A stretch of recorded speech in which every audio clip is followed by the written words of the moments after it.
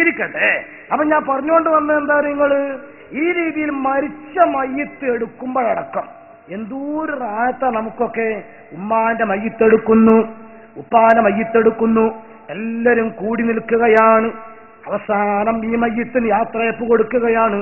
ആ യാത്രയപ്പിന്റെ സമയത്ത് അൽ ഫാത്തിഹ,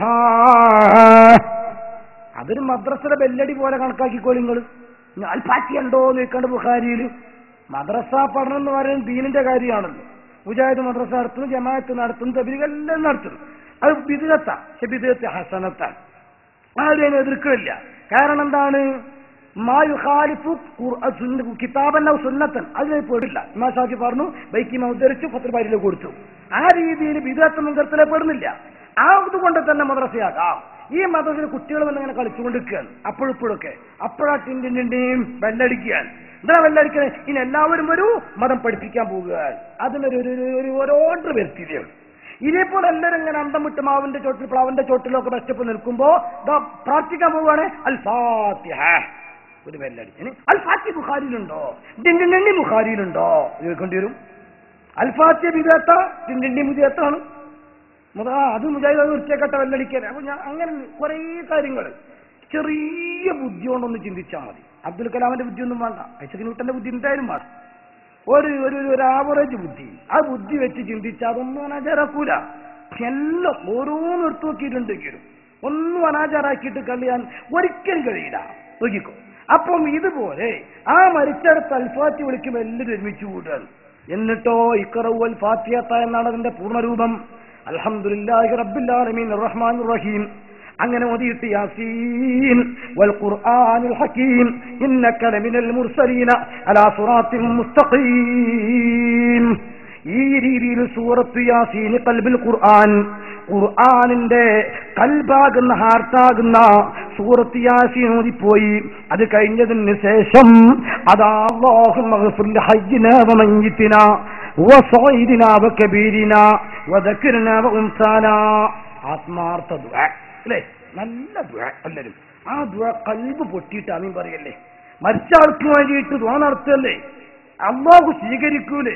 മക്കളും മരുമക്കളും പേരമക്കളും അയൽപക്കക്കാരും നാട്ടുകാരും സ്വന്തക്കാരും ബന്ധക്കാരും സംഘടനാ സുഹൃത്തുക്കളും ശിഷ്യന്മാരും ഗുരുക്കന്മാരും സഹപാഠികളും സഹയാത്രികരും എല്ലാവരും കൂടിയിട്ട് ആമീൻ ആമീൻ. ഇതിനെവിടെ കൂട്ടി തെറ്റുള്ളൂ? ഉമ്മമാരെ ചിന്തിച്ചു. ഒരു മയ്യത്ത് വീട്ടിൽ നിന്ന് എടുക്കുമ്പോൾ അവസാനത്തെ ദുആ, എന്നിട്ട് അത് അനാചാരാന്ന് പറഞ്ഞ് മുറിച്ചിട്ട തേക്കിന്റെ കുറ്റി മില്ലിക്ക് കൊണ്ടുപോകുമ്പോൾ അവിടെ കൊണ്ടുപോകാൻ നോക്കിക്കോങ്ങൾ എന്തെങ്കിലും.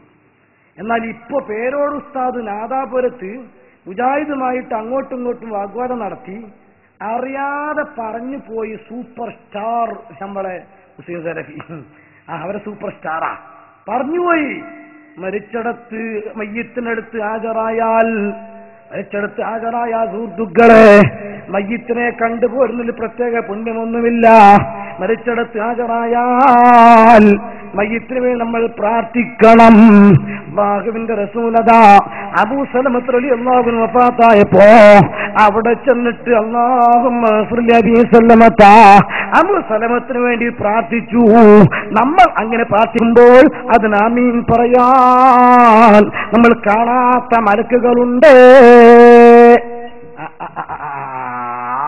അപ്പൊ ഇത്രയും കാലം മരിച്ച മയ്യത്തിനൊക്കെ എന്തായിപ്പോ ഇങ്ങനെ പറയുമോ ഇല്ലേ? എന്നാ പിന്നെ മുജാഹിദ് പിരിച്ചുവിടലല്ലേ? ഇത് മരിച്ചോർത്ത് അങ്ങനെ ദ്വാരന്നിട്ട് ഇറക്കുന്ന കാണാറില്ലല്ലോ. അതുണ്ടാകൂല ഉസ്താദ് വെറുതെ പറയാ എന്ന് നിങ്ങൾക്ക് തോന്നുന്നുണ്ടോ? അല്ല വിലക്ക് തന്നെ പറയാ, ഒന്നിട്ട് കൊടുക്ക്. അത് കേട്ടോ. അതേ ഹദീസിന്റെ ബാക്കി ഭാഗമാണ് ഇദാ ഹദത്തുൽ മരീള അവിൽ മയ്യിത. ഈ മയ്യത്തിന്റെ അടുക്കൽ ചെന്നാലും എന്താ വേണ്ടത്? പ്രാർത്ഥിക്കുക. മയ്യത്തിനെ കാണുമ്പോൾ നമ്മൾ വെറുതെ മയ്യത്ത് കണ്ട് പോരലല്ല സുന്നത്തുള്ളത്. മയ്യത്ത് കണ്ട് പോരലിൽ ഒരു വലിയ പുണ്യമൊന്നുമില്ല സുഹൃത്തുക്കളെ. ജനാസയുടെ അരികിൽ നമ്മൾ ഹാജരാകുമ്പോ ചെയ്യേണ്ടത് അല്ലാഹുവിന്റെ റസൂലതാ അബൂ സലമത്ത് റളിയല്ലാഹു തആല അൻഹു വഫാത്തായപ്പോ റസൂലുള്ളാഹി അബൂ സലമത്തിന്റെ അരികിലേക്ക് പ്രവേശിച്ചിട്ട് അബൂ സലമത്ത് റളിയല്ലാഹു തആല അൻഹുവിന് വേണ്ടി ദുആ ചെയ്ത സംഭവം നമുക്ക് സഹീഹായ ഹദീസിന്റെ ഗ്രന്ഥങ്ങളിൽ കാണാം.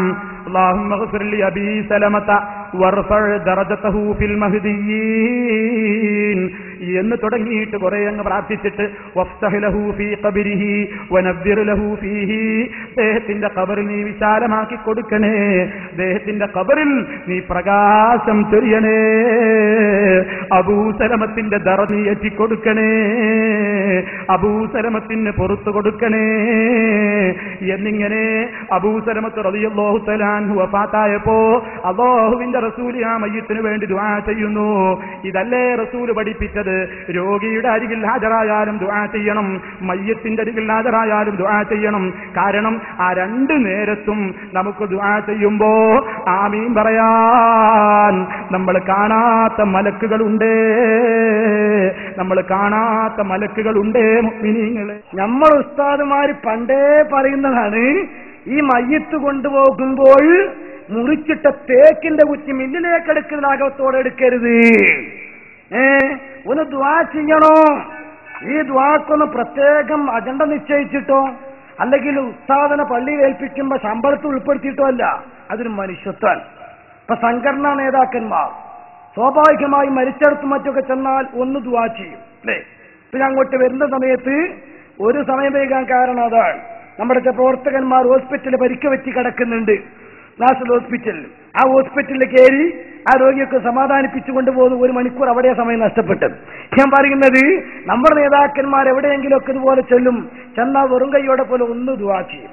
അത് ആ രോഗിക്ക് അത് മരിച്ചാൽക്കൊരു സമാധാനമാണ്, നമുക്ക് റാഹത്താണ്.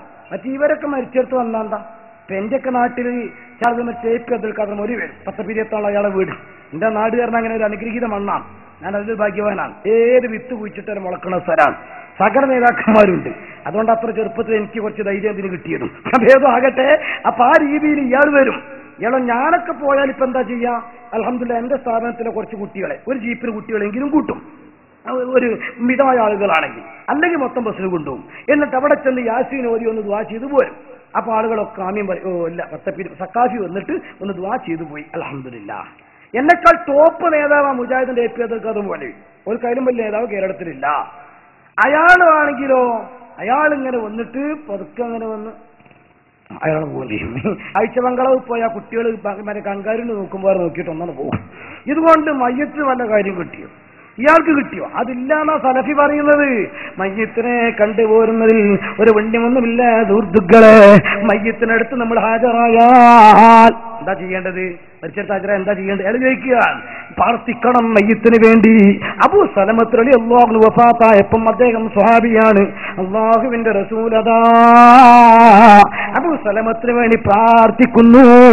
നമ്മൾ പ്രാർത്ഥിക്കുമ്പോ ആമീൻ പറയാൻ നമ്മൾ കാണാത്ത മലക്കുകളുണ്ട്. നോക്കിക്കോ നിങ്ങൾ, സുബ്ഹാനല്ലാഹ്. ഇങ്ങനെ വിശുദ്ധ ഇസ്ലാമിന്റെ ഓരോ കർമ്മങ്ങളും ഇവർ മാറ്റി മാറ്റി മാറ്റിമറിച്ചു. നമുക്ക് കൂലി കിട്ടുന്ന കാര്യങ്ങൾ പോലും തള്ളിക്കളഞ്ഞു ഇവര്. ഇങ്ങനെ തള്ളിക്കളയേണ്ടി വന്നത് എന്തുകൊണ്ട്?